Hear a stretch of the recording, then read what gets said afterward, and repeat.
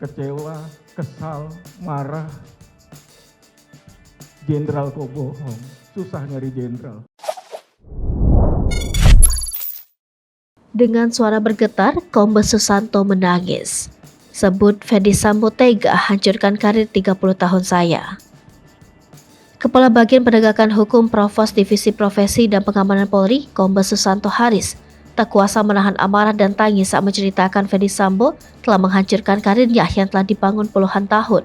Mulanya, Hakim Ketua Wahyu Iman Santoso bertanya apakah Susanto turut ditempatkan dalam tempat khusus dan disidang kode etik terkait kasus ini.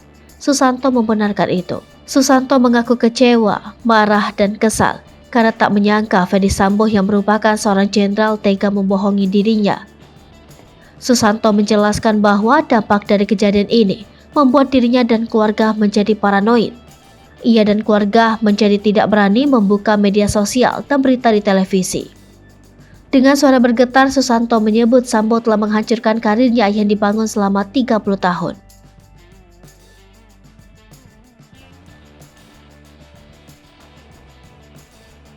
Ikut di Patsus?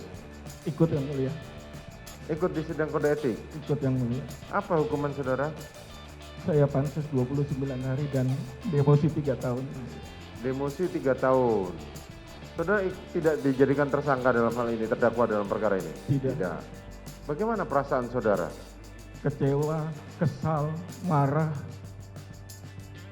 Jenderal kok bohong, susah nyari jenderal.